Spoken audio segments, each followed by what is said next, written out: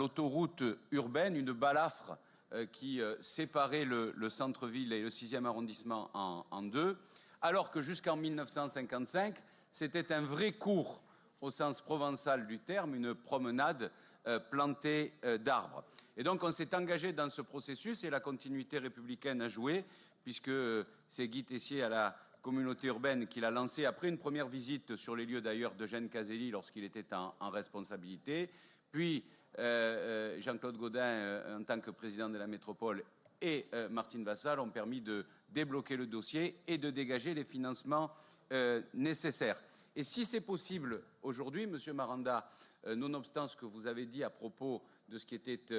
écrit lorsqu'on a rénové, réhabilité le Vieux-Port, c'est qu'entre-temps, il y a eu une évolution majeure qui ne vous aura pas échappé, c'est l'ouverture de la L2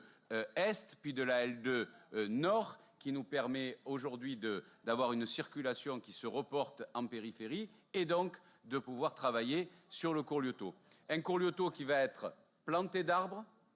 avec une réduction des voies de circulation, une voie dans chaque sens ou deux voies lorsqu'on arrive au carrefour, avec également des plateaux en zone 30 pour traverser notamment à l'angle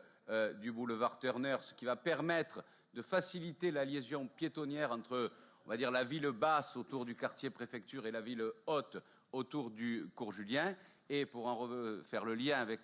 le premier débat qui a eu lieu dans l'hémicycle, le ravalement des façades qui a eu lieu en même temps sous l'autorité de Mme Biaggi avec l'aide du département de Bouches-du-Rhône nous permettra d'avoir véritablement un magnifique Cours-Lieutot demain. Les travaux avancent très bien, ils sont suivis de façon pointilleuse par les services de la métropole, ils seront tenus dans les temps et nous pourrons donc avoir une artère réhabilitée magnifique dès la fin de l'année ou le début de l'année prochaine.